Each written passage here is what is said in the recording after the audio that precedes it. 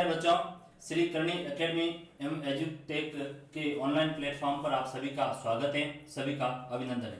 प्यारे विद्यार्थियों, हमने संविधान की बात की थी कि संविधान है वो एक कानूनी दस्तावेज होता है और जिसके द्वारा किसी भी देश की जो शासन व्यवस्था है वो चलाई जाती है। बेसिक जो संविधान होता है वो नियमों कानूनों का एक दस्तावेज होता है और उसी के द्वारा ही किसी समाज किसी देश की है वो व्यवस्था चलाई जाती है। फिर हमने पढ़ा था कि जो संविधान है उसके कार्य क्या क्या है। मैंने बताया था कि जो संविधान का प्रथम कार्य था कि संविधान बुनियादी नियमों का एक समूह है जो जनता के अंतर्गत पब्लिक में क्या करेगा, एक विश्वास कायम करने का कार्य करेगा, जनता में समन्वय का कार्य करेगा।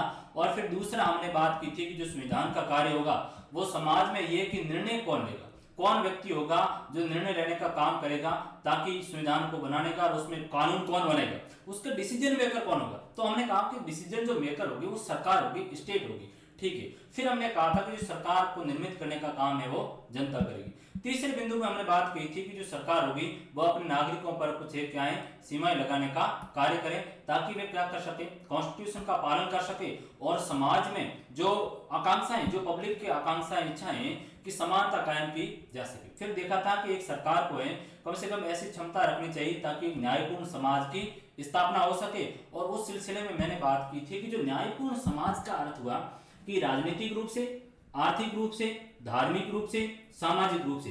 धार्मिक रूप से किसी के साथ भेदभाव नहीं, कोई हिंदू है, कोई मुस्लिम है, कोई सिख है, कोई ईसाई है, किसी भी धर्म को आप मानने वाले तो आप किसी भी धर्म को माने, ये कोई फर्क नहीं पड़ेगा। राज्य किसी भी तरह का है वो हस्तक्षेप नहीं करेगा। कोई समुदाय जैसे पारसी समुदाय की जनसंख्या भारत में बहुत ही कम है और सबसे बड़ी ज्यादा है वो हिंदू समुदाय की। अब उन पारसी समुदायों को भी लगे कि भारत हमारा देश है, हमारे साथ किसी भी तरह का कोई भेदभाव है वो नहीं होगा।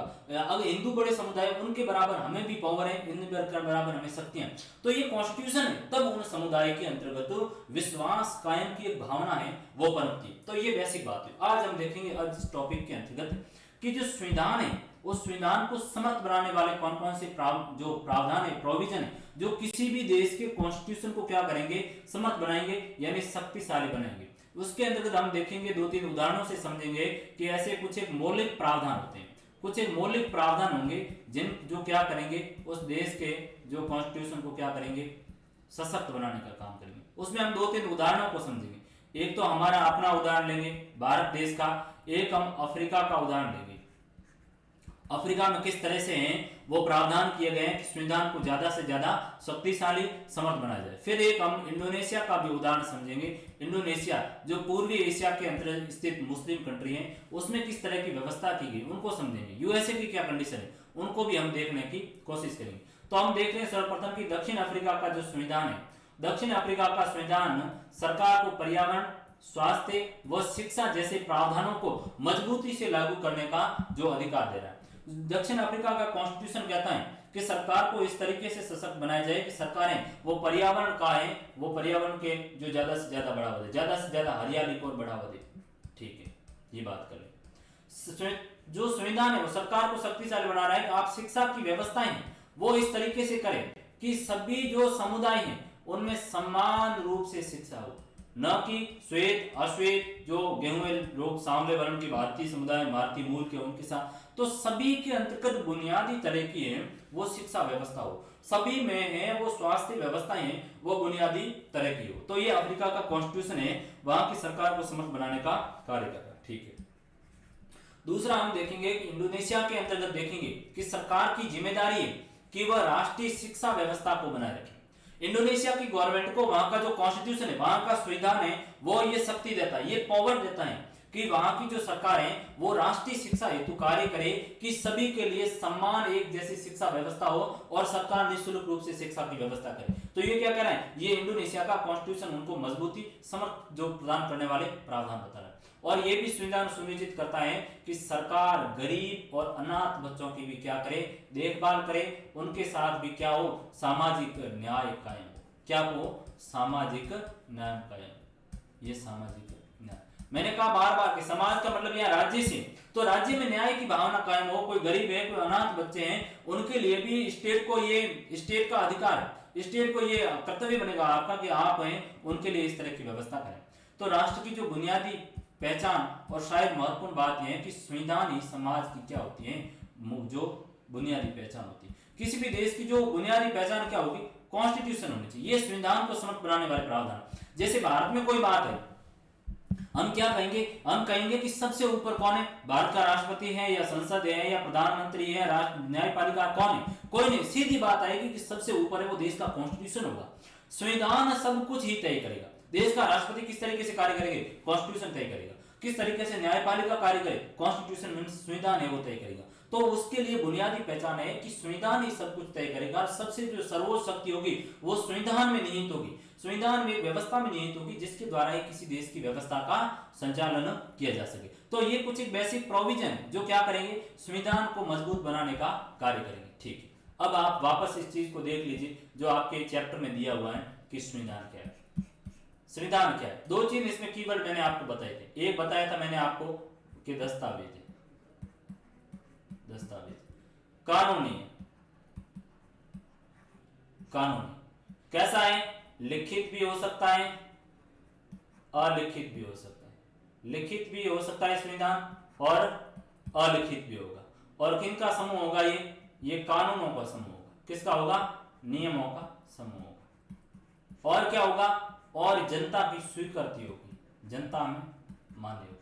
5 वर्ड है, जो कि आपको ये सवाल बड़े रूप में पूछा जाएगा कि संविधान क्या है, आप वर्णन कीजिए। यानी आपको तकरीबन लघुत्रात्मक रूप में दिया गया, अति ने, अति के अंतर्गत तो 3 पंक्तियों में आपको जवाब देना है। तो उसमें क्या लिखोगे कि संविधान है वो एक कानूनी दस्तावेज है जिनमें नियमों का संग्रह। ठीक है, दैट्स ऑल। ये आपका अति लघुत्रात्मक में मैंने 1 नंबर में आपको सवाल दिया।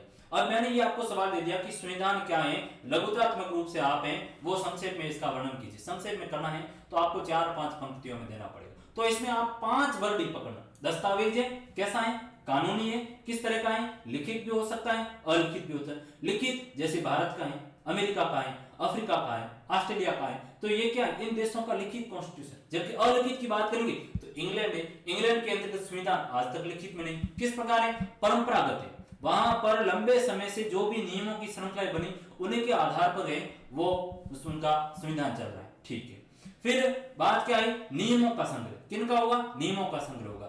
और सबसे महत्वपूर्ण बात है कि किसी भी देश के संविधान को वहां की जनता जब तक स्वीकृति नहीं देगी तब तक है वो संविधान मान्य नहीं होगा। अब भारत के अंतर्गत आपने संविधान लागू कर दिया, ठीक है, कर लिया, वो संविधान को यदि पब्लिक मान ही नहीं रही तो फिर कॉन्स्टिट्यूशन का क्या औचित्य। मैंने कह दिया कि स्कूल के अंतर्गत ये रूल्स होने चाहिए।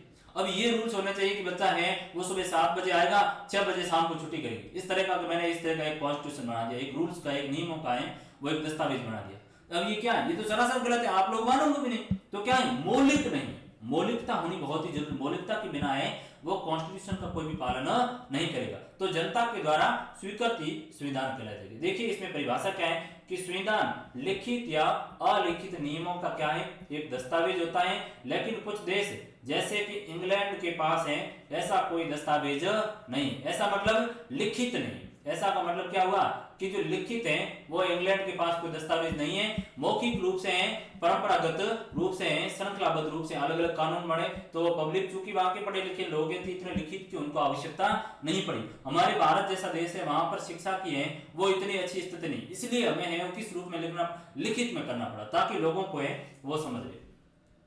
तो ऐसा कोई दस्तावेज नहीं है जिसे संविधान कहा जाए, बल्कि उनके पास दस्तावेज और नियमों की एक क्या है, लंबी श्रृंखला है जिससे सामूहिक रूप से संविधान कहा जा सकता है। तो इंग्लैंड का भी जो होगा वो भी संविधान ही कहा जाएगा।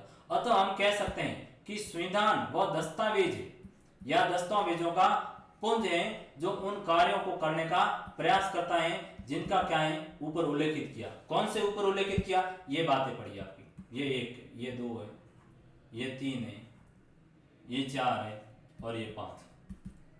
इन बातों का उल्लेख कर रहे हैं तो वही संविधान। तो हम इस वापस आप परिभाषित देख लिए कि संविधान वह दस्तावेज है या दस्तावेजों का पुंज है जो कानूनी, लिखित या अलिखित रूप में नियमों का संग्रह होगा और वो क्या होगा, जनता के द्वारा स्वीकृत होगा। क्या कहलाया जाएगा, आपका संविधान कहलाया जाएगा। तो संविधान क्या है, दस्तावेजों का पुंज है। किसका है, दस्तावेज। दस्तावेज का मतलब डॉक्यूमेंट, दस्तावेज का मतलब होगा डॉक्यूमेंट। आपकी सीधी सी बात है,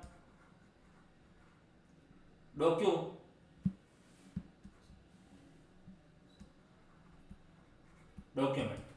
ठीक, किसका है, डॉक्यूमेंटों का डॉक्यूमेंट कैसे हैं? कानूनी, लिखित या अलिखित नियम है, नियमों का क्या है? संग्रह है, जो जनता द्वारा स्वीकृत है। किसके द्वारा है? जनता द्वारा, आप लोगों के द्वारा स्वीकृत है। परिभाषा आप ऐसे लिखना कि संविधान वह दस्तावेज या दस्तावेजों का पुंज यानी समूह है जो कानूनी रूप से नियमों का संग्रह और जनता के द्वारा मान्य प्रदेय संविधान कहलाया जाएगा। ठीक है, यह आपका हो गया संविधान। अब संविधान को प्रचलन में लाने का है वो मतलब क्या, किस तरीके से प्रचलन मिलाया, किस तरीके से प्रचलन मिलाया, यानी किस तरीके से बनाने का, लागू करने का है वो काम किया। हम देखेंगे कि विश्व के सर्वाधिक सफल संविधान है वो भारत का है, दक्षिण अफ्रीका और अमेरिका का। अमेरिका है वो विश्व का सबसे पुराना जो लोकतंत्र है, विश्व का सबसे पुराना लोकतंत्र। तकरीबन 1700 और क्षेत्र में अमेरिका है वो आजाद होता है, उसके बाद कॉन्स्टिट्यूशन लिखा गया। तो पहली बार विश्व के अंतर्गत जो लिखित संविधान लिखने का काम कर रहा है तो वो अमेरिका कर रहा है। भारत का जो संविधान है वो विश्व का सबसे बड़ा संविधान माना जाता है, इतने ज्यादा 395 के आसपास है वो हमारे संविधान के अंतर्गत अनुच्छेद, 12 के आसपास है वो अनुसूचियां, तो इतना बड़ा है। तो भारत है वो भी सफल लोकतंत्र है, तो वहां भारत का संविधान भी क्या है? सफल है। और अफ्रीका का संविधान को भी हम देखा जाए तो भी है वो सफल संविधान, उनको हम देखेंगे। ऐसे उदाहरण है जिन्हें एक सफल राष्ट्रीय आंदोलन के बाद में बनाया गया था। जैसे भारत है तो भारत के अंतर्गत जो संविधान बनाया गया था उसके लिए हमने लंबी लड़ाई लड़ी, उसके लिए आजादी की हमारे राष्ट्रीय नेताओं के द्वारा लंबे समय तक अंग्रेजों से लड़ाई लड़ी और कहा कि साहब हमको स्वतंत्र किया जाए और हमारे लिए एक संविधान बनाया जाए जो भारतीयों के स्वयं के द्वारा लिखा गया हो और भारतीयों के स्वयं के ऊपर शासित हो। हम कानून बनाएंगे और हमारे ऊपर लागू होगा, हम आपके द्वारा बनाए हुए किसी भी कानून को है वो लागू नहीं करेंगे। तो भारत का जो संविधान निर्माण में यदि देखा जाए तो एक लंबा सफल राष्ट्रीय आंदोलन के बाद में इसको बनाया गया था। यदि भी भारतीय संविधान को यदि देखा जाए तो औपचारिक रूप से एक संविधान सभा ने दिसंबर 1946 से लेकर नवंबर 1949 के मध्य में है वो बनवाने का कार्य किया। ये बड़ा एक तथ्य आया, एक फैक्ट आया है कि यदि देखा जाए तो संविधान बनाने के लिए लंबी लड़ाई लड़ी, लंबा आंदोलन हुआ, लेकिन जो बनाने में समय लगा वो तकरीबन 9 दिसंबर 1946 से लेकर 26 नवंबर 1949 तक। कब तक? 9 दिसंबर से लेकर, ये 9 दिसंबर है आपका, 9 दिसंबर से लेकर कहां तक? 26 नवंबर तक के हैं वो समय अवधि, 2 वर्ष 11 माह 18 दिन की तकरीबन है वो समय अवधि लगी। और इस समय अवधि में हमने क्या किया? वह संविधान बनाने का काम किया। तो इतनी समय अवधि लगी, लेकिन लंबे समय तक इसके लिए है वो हमने राष्ट्रीय जो लड़ाई है देश के लिए स्वतंत्रता की है वो लंबी लड़ाई लड़ने का हम लोगों ने कार्य किया, यानी हमारे राष्ट्रीय नेताओं के द्वारा है वो कार्य किया था। उसी के बाद में ही हमें है वो आजादी मिली और हमने क्या किया? अपना है वो कॉन्स्टिट्यूशन लिखने का काम किया। तो ये बात है, ठीक है, यानी लंबे समय अवधि के बाद में करने में उसने राष्ट्रीय आंदोलन के लंबे इतिहास से प्रेरणा ली और राष्ट्रीय आंदोलन में समाज के सभी वर्गों को एक साथ लेकर चलने की क्या थी? विलक्षण अद्भुत क्षमता थी। अब हमारे राष्ट्रीय आंदोलन में यदि देखा जाए प्यारे बच्चों तो सभी वर्ग के बड़े बड़े लीडर थे जिनकी समाज में गहरी पैठ थी। जैसे बाबा साहब अम्बेडकर जैसे व्यक्तित्व थे, जवाहरलाल नेहरू जैसे व्यक्तित्व थे, डॉक्टर राजेंद्र बाबू जैसे व्यक्तित्व थे, सरदार पटेल जैसे व्यक्तित्व थे। तो यानी समाज के सभी वर्गों से बड़े बड़े लीडर थे, उन लोगों ने मिलकर के कॉन्स्टिट्यूशन बनाया।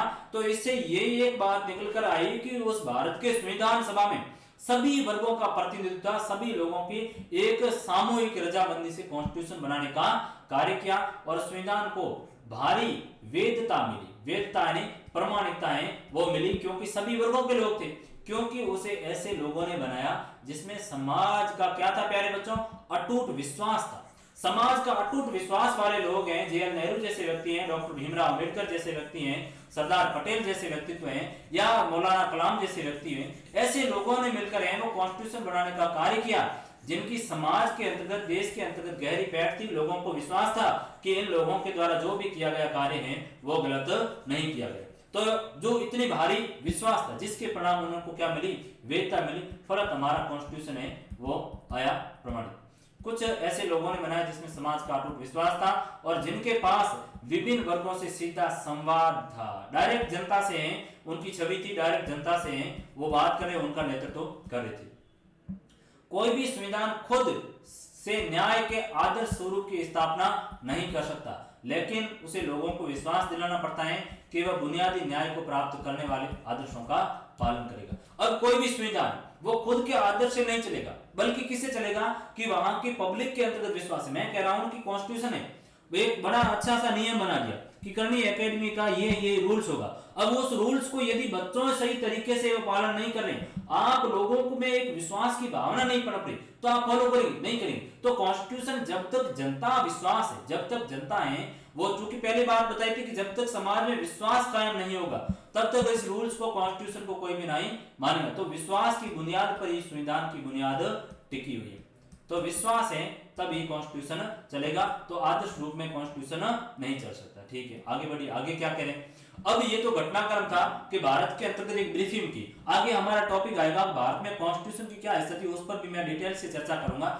एक हम उदाहरण को समझेंगे कि जब जनता का विश्वास नहीं होता है तो क्या कॉन्स्टिट्यूशन है वो सफल हो पाता है, नहीं हो पाता। तो उसके लिए एक बड़ा उदाहरण देखेंगे कि नेपाल जैसा एक देश है, हमारा जो पड़ोसी है, उसके अंतर्गत संविधान लिखने की है वो लंबी जदोजहद चली और उसके बाद में तकरीबन 4-5 बार है वो कॉन्स्टिट्यूशन लिखा गया, लेकिन बार बार असफल हुआ। क्यों? वही बात मैंने कहा कि जनता का विश्वास नहीं था, जनता का विश्वास नहीं था। जब तक जनता का विश्वास नहीं होगा तब तक कॉन्स्टिट्यूशन है वो प्रासंगिक नहीं होगा। मैंने आपको यह भी बात बताई कि भारत है, भारत, अफ्रीका और अमेरिका का जो संविधान है वो पूर्णतः सफल है। वो संविधान क्या है? पूर्णतः सफल है। आपसे पूछा जाएगा कि 3 सफल संविधान वाले देशों का नाम बताओ, तो आपको बताना भारत है, अफ्रीका और अमेरिका। इसी तरीके से एक सवाल इस तरह से बढ़ता है कि ऐसा कौन सा देश है जहां पर जनता का विश्वास नहीं होने के कारण बार बार संविधान है वो असफल हुआ? तो नेपाल देश। तो नेपाल के उदाहरण को समझेंगे कि किस तरह की प्रक्रिया अपनाई गई कि जनता का है वो विश्वास नहीं था, फलत वहां पर है वो संविधान निर्माण का जो काम है वो बार बार है असफल होता गया। तो संविधान बनाना कोई आसान काम नहीं होता है और कोई सुगम नहीं होता है। नेपाल में संविधान बनाने की एक जटिल प्रक्रिया का हम उदाहरण देखेंगे कि किस तरीके से नेपाल में 1948 के बाद में 5 संविधान बनाए गए, लेकिन 5 के 5 संविधान क्यों हुए? असफल हो गए। क्यों? क्योंकि जनता का विश्वास नहीं था। वहां पर एक बड़ा मुद्दा है कि क्या राजा की शक्ति रखी जाए। मैंने कहा कि जो कॉन्स्टिट्यूशन आप देखोगे, ज्यादातर जो संविधान है वो ज्यादातर संविधान आपके उन देशों के अंतर्गत सफल रहे जिन देशों के अंतर्गत क्या है, जिन देशों में लोकतंत्र है, जिन देशों में लोकतंत्र है, लोकतंत्र जैसी व्यवस्था है, उन देशों के अंतर्गत तो कॉन्स्टिट्यूशन क्या हुए? अच्छे तरीके से वो सफल रहे। लेकिन जिन देशों में लोकतंत्र नहीं है वहां पर है वो कॉन्स्टिट्यूशन क्या हुए प्यार बच्चों? असफल हुए। तो नेपाल में क्या था? नेपाल में राजतंत्र था। अब राजतंत्र था तो वहां पर समस्या आई कि क्या जो संविधान बनाया जाए उसमें राजा को महत्व दिया जाए या नहीं दिया जाए, या राजा की कितनी क्या शक्ति हो, राजा को क्या अधिकार दिया जाए, यानी इस प्रकार की बड़ी कंट्रोवर्सी चली।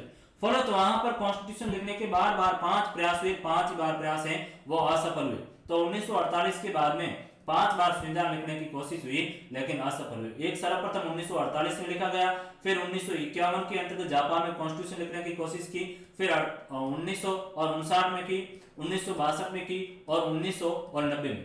5 बार है वो कॉन्स्टिट्यूशन लिखा गया, लेकिन 5 ही बार है वो असफल हुआ। लेकिन ये सभी संविधान नेपाल नरेश द्वारा प्रदान किए गए थे। किसके द्वारा? नरेश यानी वहां के राजा द्वारा। किसके द्वारा? नेपाल के जो राजा हैं उनके द्वारा ये संविधान का है वो कार्य। क्यों? वही जनता में विश्वास नहीं। जब तक जनता में विश्वास नहीं होगा तब तक है वो काम नहीं होगा। तो बुनियाद, विश्वास की बुनियाद पर तो टिकी गई। तो यहाँ पर यही सेम एज इट इज है। तो 5 बार है वो कॉन्स्टिट्यूशन असफल हुआ। 1990 के बाद में है वो बहुदलीय लोकतंत्र की है वो शुरुआत। बहुदलीय का मतलब है बहुत से दल होंगे लोकतंत्र के। पहले क्या था? पहले है वो राजा की व्यवस्था होगी कि राजा है वो सर्वोच्च होगा। लेकिन बार बार क्या हुआ? बार बार कॉन्स्टिट्यूशन है वो असफल हुआ। फलत 1990 में कहा गया कि जो नेपाल में है वो बहुत से दलों की है वो सरकार होगी और लोकतंत्र को कायम किया जाए। और अनेक क्षेत्रों में नरेश के पास अंतिम शक्तियां बनी हुई। फिर भी क्या करिया? फिर भी 1990 की जो व्यवस्था की कॉन्स्टिट्यूशन की, उसमें हमने कहा कि बहुत से दल बनाएंगे और एक लोकतंत्र को बनाएंगे, लेकिन अंतिम शक्ति किसमें होगी? राजा में होगी। लेकिन आगे जाकर भी यही स्थिति आती है कि नेपाल के अंतर्गत भी यही कॉन्स्टिट्यूशन फ्लॉप हो जाता है। क्यों? क्योंकि आप देखिए क्या हो रहा है, कि पिछले वर्षों में हमने देखा कि नेपाल में सरकार और राजनीतिक पुनर्संरचना के बीच में सशस्त्र राजनीतिक आंदोलन चला। लोगों ने है वो वहां पर सशस्त्र विद्रोह करना शुरू कर दिया कि हम राजा की शक्ति को नहीं मानेंगे, क्योंकि आप लोकतंत्र और राजतंत्र एक तरफ तो कॉन्स्टिट्यूशन चला रहे हो और दूसरी तरफ है वो राजा को शक्तियां अंतिम रूप से दे रहे। क्या संभव है? लोकतंत्र और राजतंत्र के दोनों मूल्य साथ साथ नहीं चलेंगे, दो धारी तलवार है वो कभी भी नहीं चल सकती। तो ऐसी स्थिति में आपको एक चीज ही चलानी पड़ेगी, या तो लोकतंत्र को रखिए या फिर राजतंत्र को रखिए। फलत जनता ने है वो सशस्त्र विद्रोह किया और आखिर में ये संविधान भी जाकर क्या हो रहा है, समाप्त हो रहा है। संविधान में राजा की भूमिका क्या होनी चाहिए, और नेपाल के कुछ समूह राजतंत्र नामक संस्था को है वो खत्म करना चाहते थे। क्यों? क्योंकि वहां पर बहुदलीय लोकतंत्र की बात हुई थी और वे गणतांत्रिक सरकार की स्थापना चाहते थे। गणतंत्र यानी लोकतांत्रिक सरकार की स्थापना चाहते थे। कुछ लोगों का मानना था कि साहब राजा की जो शक्तियां हैं वो संविधान में है, वो संवैधानिक राजतंत्र का बना रहना उपयोगी है, कि राजा की जो शक्तियां भूमिका है वो संवैधानिक राजतंत्र रखो, यानी कुछ हद तक राजा का है वो शासन रहने दो। लेकिन कुछ जो तबके माओवादी जैसे बड़े संगठन थे उन्होंने कहा कि नहीं, राजा की भूमिका को समाप्त कीजिए और लोकतंत्र पूर्णतः बहाल कीजिए। वो एक बड़ा कंट्रोवर्शियल मुद्दा चला। स्वयं राजा भी शक्तियों को छोड़ने के लिए तैयार नहीं था और राजा की भी इच्छा थी कि जो राजतंत्र संवैधानिक राजतंत्र हो जिसमें मेरी भूमिका हो, तो राजा भी है वो पूर्ण तरीके छोड़ने को था नहीं। तो राजा ने अक्टूबर 2002 में क्या किया, समस्त शक्तियां अपने हाथ में ले ली। क्यों? वही संवैधानिक राजतंत्र की बात हुई। तो राजा ने सारी की सारी शक्तियां अपने हाथ में ले ली। फलत बहुत सारे राजनीतिक दल और संगठन एक नई संविधान सभा के गठन की मांग कर रहे थे। राजा ने है वो पूर्णतः शक्तियां अपने हाथ में ली। फलत नेपाल कम्युनिस्ट पार्टी माओवादी जनता द्वारा चुनी गई संविधान सभा के संघर्ष में सबसे आगे आई और इसके लिए उन्होंने सशस्त्र विद्रोह तक ही कर दिया था। अंततः जन प्रदर्शन के दबाव के सामने वो राजा को झुकना पड़ा और एक ऐसी सरकार बनानी पड़ी जो आंदोलनकारी दलों को स्वीकार्य थी। जो आंदोलनकारी कौन कौन है? बहुत से राजनीतिक दल और जो कम्युनिस्ट पार्टी थी। इन्होंने माओवादियों ने वो विद्रोह किया। इन्होंने कहा कि हमें है वो इस राजा की शक्तियों को सीमित करके एक बहुदलीय जो लोकतांत्रिक व्यवस्था कायम की जाए और राजा की लगभग सभी शक्तियों को समाप्त कर दिया गया। 2008 में नेपाल ने राजतंत्र को क्या कर दिया, खत्म कर दिया और एक लोकतांत्रिक गणराज्य बनाने का काम किया। कैसा गणराज्य? लोकतांत्रिक व्यवस्था, लोकतंत्र कायम किया आपने, लोकतंत्र है वो कायम किया। लोकतंत्र यानी वही बात, जनता का शासन। किसका? जनता का शासन आपने कायम है वो कर दिया और राजतंत्र को समाप्त है वो कब किया? 2008 के अंतर्गत आपने राजतंत्र को समाप्त करके वहां पर कॉन्स्टिट्यूशन बनाया गया और लोकतांत्रिक व्यवस्थाएं वो कायम हुई। अंततः 2015 में नए संविधान को अपनाया गया, क्योंकि 2008 के अंतर्गत लोकतंत्र को जो बहाल किया गया लेकिन आंशिक लोकतंत्र था, पूर्णतः लोकतंत्र था नहीं। ऐसी स्थिति में 2015 के अंतर्गत नेपाल का है वो संविधान पूर्ण नए सिरे से लेकर करे वो लोकतांत्रिक व्यवस्था बहाल की गई और उसमें देखा जाए तो भारत की है वो बड़ी भूमिका रही थी जो संविधान लिखवाने के अंतर्गत। तो ये एक बड़ी व्यवस्था थी कि नेपाल जैसे देश में जो संविधान लिखने की लंबी प्रक्रिया चली, इसलिए चली क्योंकि लंबी जदोजहद के बाद में वहां पर लोकतंत्र कायम हुआ। वहां राजतंत्र था, राजा पद छोड़ना चाहता नहीं था, जनता की विश्वास बहाली पूर्णतः हो नहीं पाई। फलत जनता ने वो लंबे समय तक संघर्ष किया। कम्युनिस्ट पार्टी माओवादी ने इन्होंने लंबे समय तक संघर्ष किया, सशस्त्र विद्रोह तक किए और अंततः राजा को है वो अपनी कुर्सी छोड़नी पड़ी। 2008 में है वो हमने लोकतंत्र को कायम करने की कोशिश की, लेकिन पूर्णतः लोकतंत्र बहाली वो 2015 में जाकर के होती है। तो इस प्रकार एक संविधान, एक व्यवस्था थी वो वहां पर कायम होने का काम करे। अगला जो हमारा की पॉइंट है, आपका जो हेडिंग होगी कि संविधान की सफलता किस पर निर्भर करे। वही बात मैं कह रहा हूं, क्योंकि जो सारे के सारे आपके पॉइंट्स हैं वो एक दूसरे से इंटरलिंक है, सारे के सारे कनेक्टेड है। आप पढ़ोगे संविधान के बाद में प्रावधान क्या क्या है सफलता के लिए, फिर ऐसे कौन से देश है वहां पर संविधान सफल हुए कि साहब भारत है, अफ्रीका है, अमेरिका है। फिर ऐसे कौन से देश है जहां पर असफल हुए, हमने देखा कि नेपाल है। फिर हमने कहा कि जो ये सफलता और असफलता की कहानी क्या है, आखिर में किसी भी संविधान को सफल बनाना है आपको तो क्या कार्य करना पड़ेगा, तो उन चीजों को देखेंगे। किसी भी देश के जो संविधान को सफल हम कैसे बनाएंगे, उन चीजों को आप देखिए।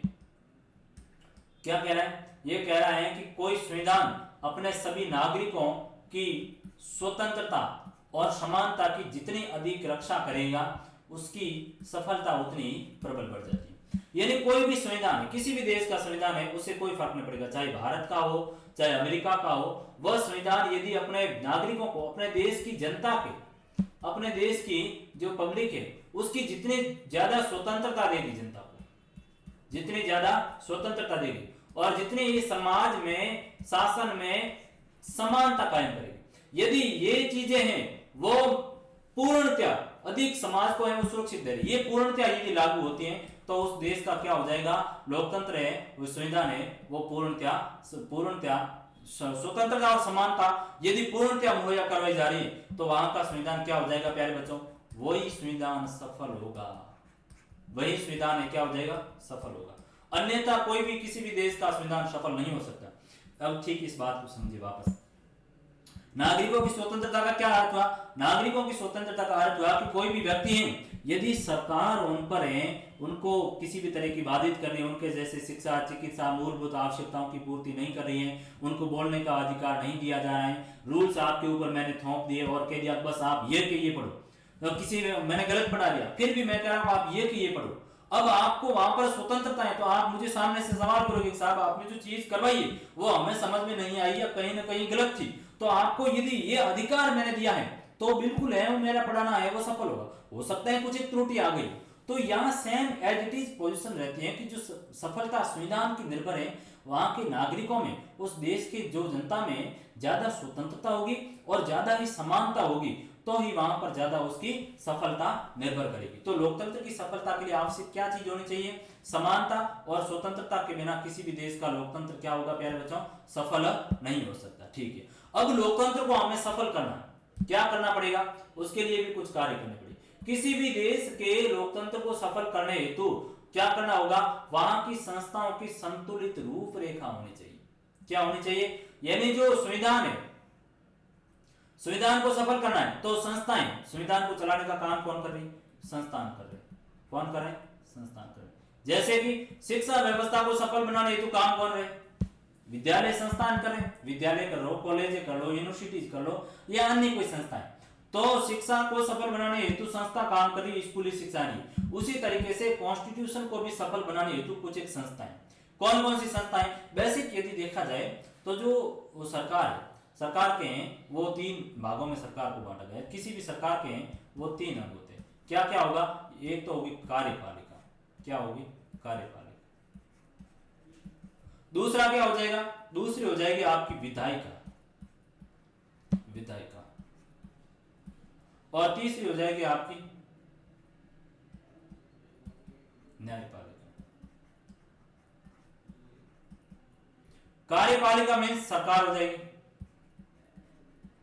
आपके शब्द आ गया कार्यपालिका तो आपके समझ में आना चाहिए सरकार। ठीक, सरकार कहां पर होगी, सरकार केंद्र सरकार है, मोदी सरकार का बहुमत कहां पर होगा, लोकसभा में होगा। आगे ये भी चीज मैं आपको पढ़ाऊंगा, लेकिन आप सामान्य अंडरस्टैंडिंग है वो कीजिए। या राज्य में होगी, राजस्थान में होगी, कहां पर होगी, विधानसभा में होगी। सरकार का बहुमत कहां पर होगा, विधानसभा में। ठीक है, विधायिका का अर्थ ये हुआ कि जो संसद है, लोकसभा और राज्यसभा की, लोकसभा है या राज्यसभा है, और न्यायपालिका का अर्थ हुआ है सुप्रीम कोर्ट है या फिर हाई कोर्ट है या फिर कोई अधीनस्थ संस्था है। तो क्या हुआ, बात यह है कि जो मेरा एक संविधान है, एक डॉक्यूमेंट, एक कानूनी दस्तावेज है, अब उस कानूनी दस्तावेज की सुरक्षा करनी, उसकी सुरक्षा होगी तो ही वो सफल हो पाएगा।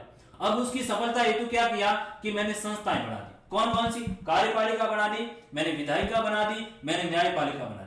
मैंने विधायिका को कहा कि मेरे जो संविधान को सफल बनाने के हेतु आप क्या करोगे, कोई कानून बनाओगे, या कोई कानून जो संविधान में मैंने पहले बनाया था वो आज की स्थिति में वो प्रचलन में नहीं, तो आप उसको है वो हटाकर उसकी जगह नया जोड़ो, यानी कोई पुराना प्रावधान था आज की व्यवस्था में है वो सही नहीं बैठा है तो आप उसको हटा करके नई चीज को जोड़ो। ठीक है, ये तो मैंने किसको, विधायिका को काम दिया।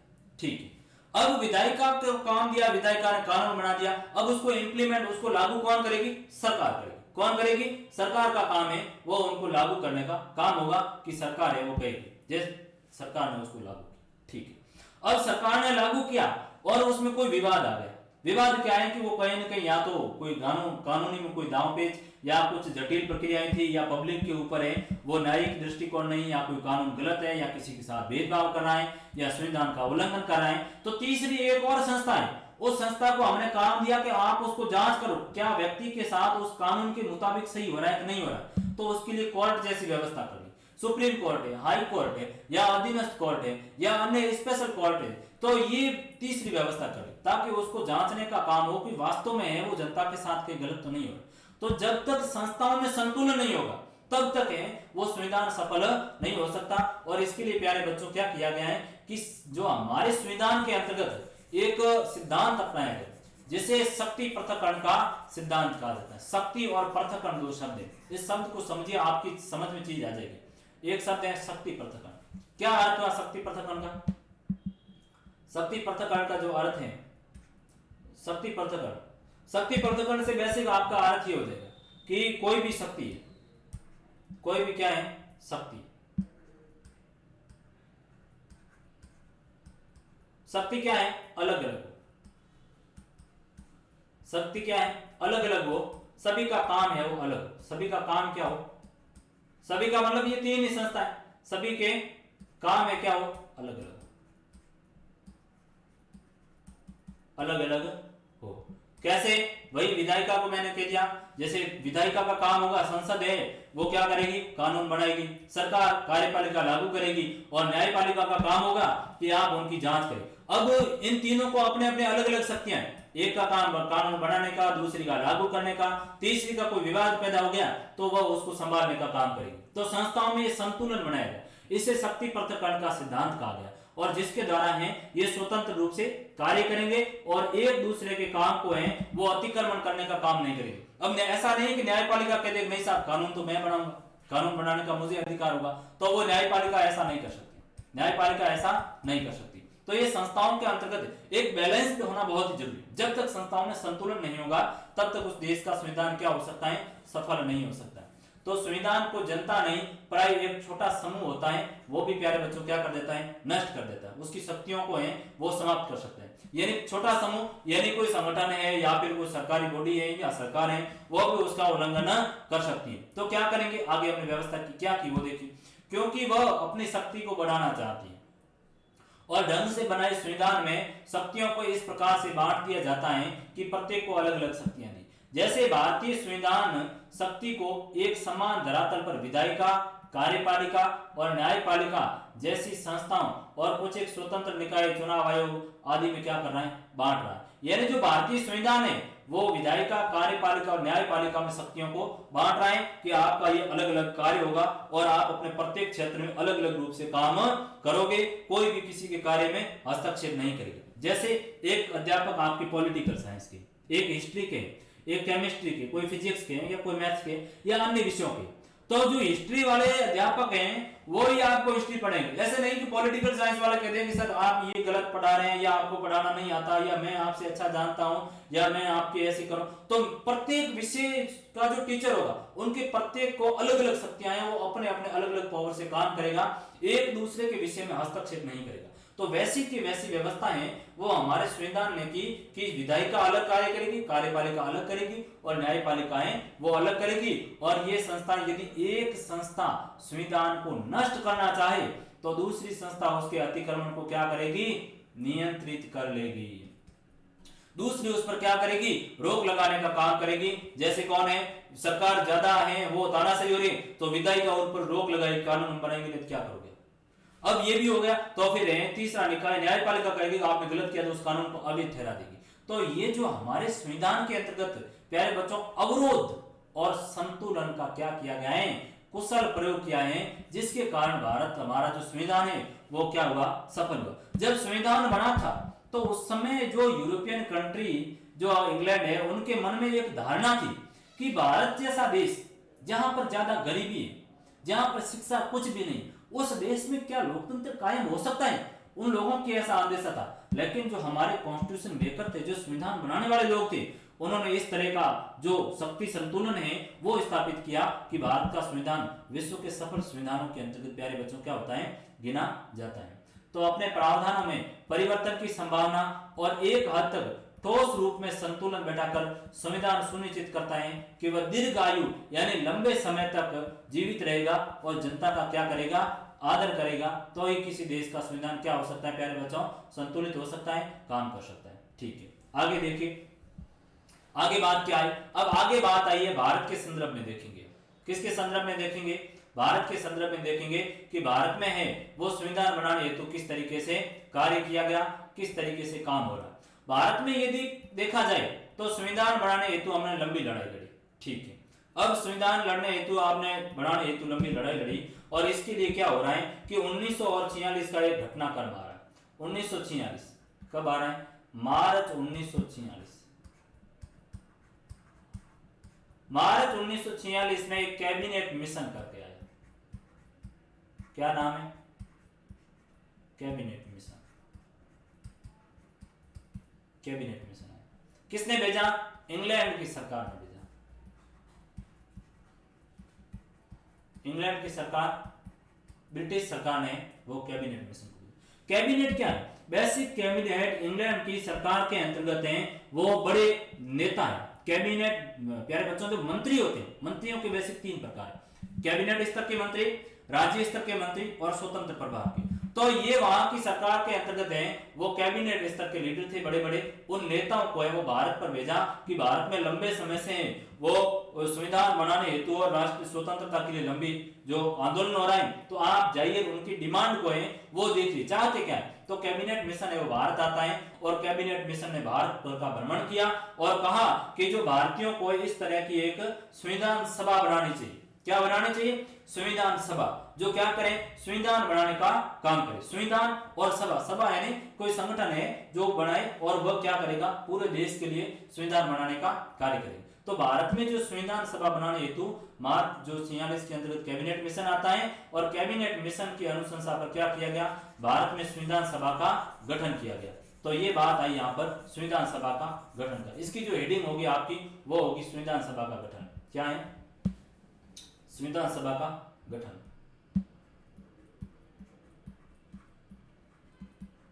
संविधान सभा का गठन किसकी अनुशंसा पर? कैबिनेट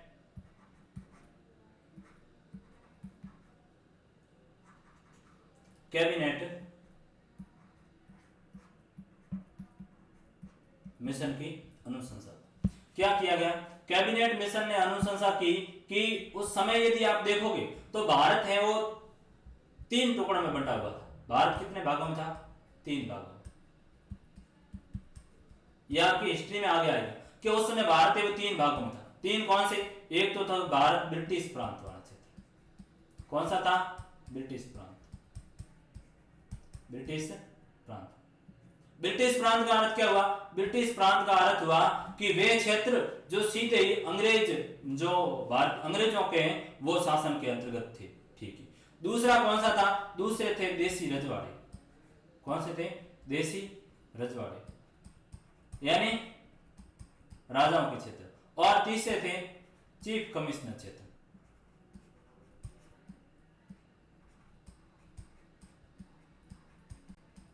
चीफ कमिश्नर क्षेत्र।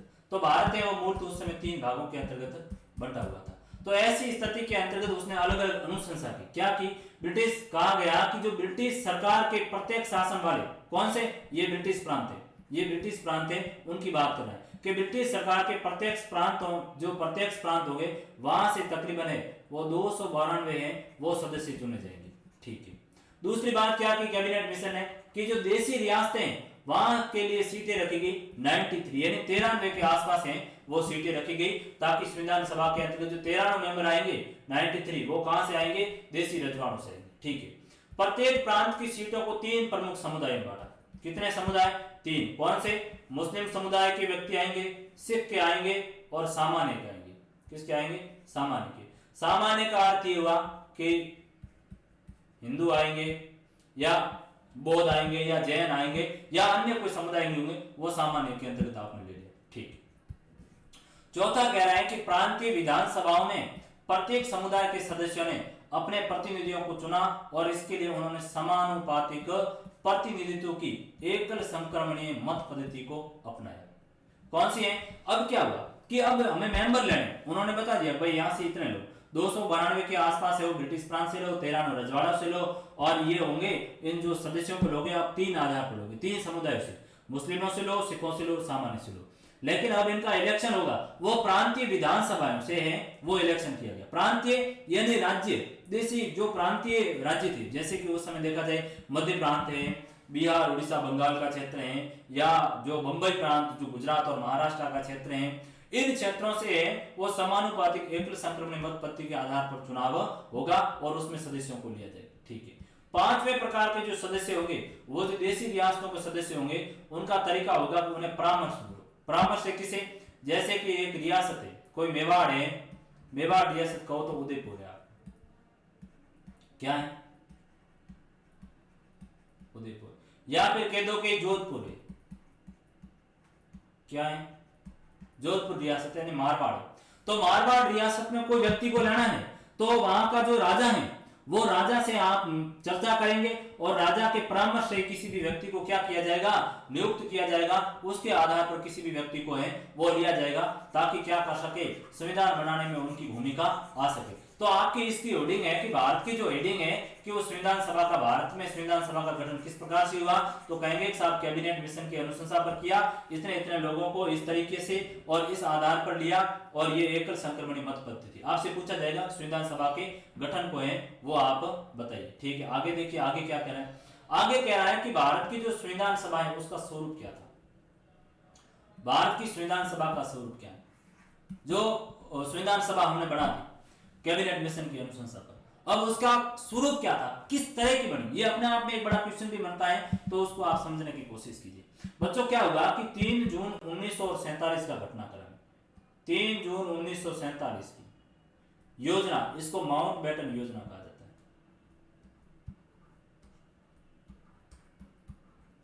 क्या है इसका नाम योजना का, माउंटबेटन योजना। क्या है माउंटबेटन,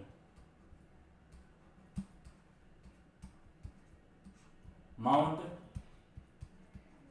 बैटन, ये भारत के गवर्नर जनरल थे, लॉर्ड माउंट बैटन करके हैं, वो उस समय भारत के क्या थे, भारत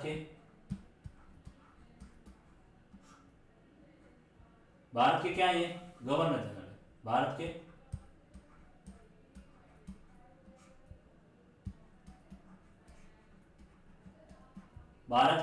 गवर्नर जनरल।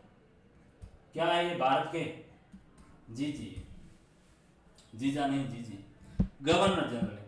माउंटबेटन ने एक योजना प्रस्तुत की, क्या थी, विभाजन की योजना थी, क्योंकि हमें आजादी के साथ में विभाजन का है वो दोनों झेलना पड़ा।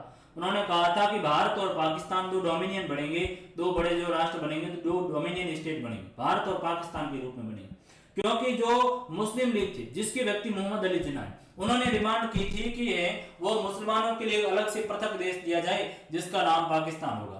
तो उस समय की यदि स्थिति को देखा जाए तो भारी मात्रा के अंतर्गत देश में अलग अलग जगह पर हैं वो सांप्रदायिक दंगे शुरू हो गए, सांप्रदायिक धर्म के आधार पर हैं वो दंगे शुरू हो गए, और ऐसी स्थिति में जो दंगे हुए उन दंगों को और उस समय की स्थिति को है वो रोकना सरकार के बस की बात नहीं थी। फलत क्या किया गया, फलत है वो कांग्रेस ने निर्णय लिया कि भारत का विभाजन कर दो, अब कोई मतलब नहीं रहा है कि हम इनको है वो साथ में लेकर चले, तो विभाजन हो गया। और इस विभाजन हेतु जो गवर्नर जनरल थे माउंटबेटन, उन्होंने एक योजना प्रस्तुत की, और उस योजना के बाद में संविधान सभा को हमें वापस गठित करना पड़ा। क्यों, क्योंकि कुछ लोग वो पाकिस्तान मुस्लिम लीग के थे वो पाकिस्तान के अलग चले गए, तो ऐसी स्थिति में हमें पुनः इसका क्या करना पड़ा बच्चों, पुनः है वो वापस गठित करनी पड़ी। तो उसकी स्थिति को आप देखिए क्या है कि 3 जून की योजना के अनुसार विभाजन के बाद सभी प्रतिनिधि संविधान सभा के सदस्य नहीं रहे जो पाकिस्तान के क्षेत्रों से चुनकर आए थे। कुछ मेंबर ऐसे थे जो पाकिस्तान के क्षेत्रों से चुनकर आए थे, उनके लिए सीटें खाली हो गई, विभाजन हो गया, तो वापस इसका पुनर्गठन करना पड़ा। तो संविधान सभा के वास्तविक सदस्यों की संख्या घटकर कितनी रह गई, 299 रह गई। कितनी थी, 389 थी, 389 सीटें थी, उनमें से घटकर कितनी रह गई, 299 रह गई। और इनमें से 26 नवंबर 1949 को जो 299 थे उनमें से जो संविधान बनकर तैयार होता है कब, 26 नवंबर 1949 को, उस दिन 384 लोगों ने क्या किया था बच्चों, हस्ताक्षर किया था। आपसे 1 नंबर में सवाल पूछा जाता है कि संविधान पर है वो हस्ताक्षर करने वाले सदस्यों की संख्या कितनी थी, तो 200 और कितनी हो जाएगी 84 हो जाएगी, सॉरी तो 284। 399 और घटकर उस समय कितने मेंबर उपस्थित थे 200 और 84 वो उपस्थित थे और इन्होंने भी अंतिम रूप से इस पर हस्ताक्षर किया गया। ठीक है, फिर सभी धर्मों के प्रतिनिधियों को है वो इसमें भाग लिया गया था संविधान सभा के अंतर्गत। मुस्लिम के भी थे, सिखों से भी थे, पारसी धर्म से भी थे, सभी धर्मों के संप्रदायों के धर्मावलंबी थे, उनका इसके अंतर्गत योगदान था। ठीक है, अनुसूचित जाति के हैं वो कितने थे, एसटी के तकरीबन है वो 28 के आसपास हैं वो मेंबर थे। ठीक है, कांग्रेस का सर्वाधिक वर्चस्व था और 82 के आसपास है 82% जो सीटें थी वो किसके पास थी, कांग्रेस, भारतीय राष्ट्रीय कांग्रेस के पास। और कांग्रेस स्वयं क्या है, विविधता से भरी हुई एक ऐसी पार्टी थी जिसमें लगभग सभी विचारधाराओं के क्या थे प्यारे बच्चों, लोग थे। तो संविधान सभा का प्रारूप हो जाएगा, आप कहोगे कि 3 जून 1947 को भारत विभाजन की योजना के बाद में संविधान सभा में पाकिस्तान से जो मेंबर आए थे उनकी सीटें खाली हो गई, फलत है वो पुनर्गठित करनी पड़ी और पहले जो सदस्य 389 थे अब घटकर 200 और 99 रह गए और 26 नवंबर को जिस दिन संविधान है पर जो हस्ताक्षर हुआ उस समय 284 के आसपास मेंबरों ने ही हस्ताक्षर किया।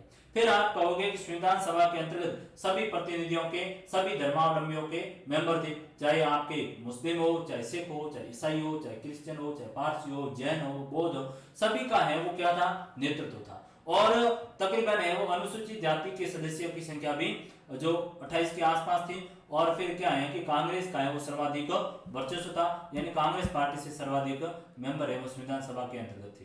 तो ये बेसिक है वो आपके बात है, तो इस बात का आप ध्यान रखें। ये संविधान सभा आपकी होगी मोटे मोटे तौर पे।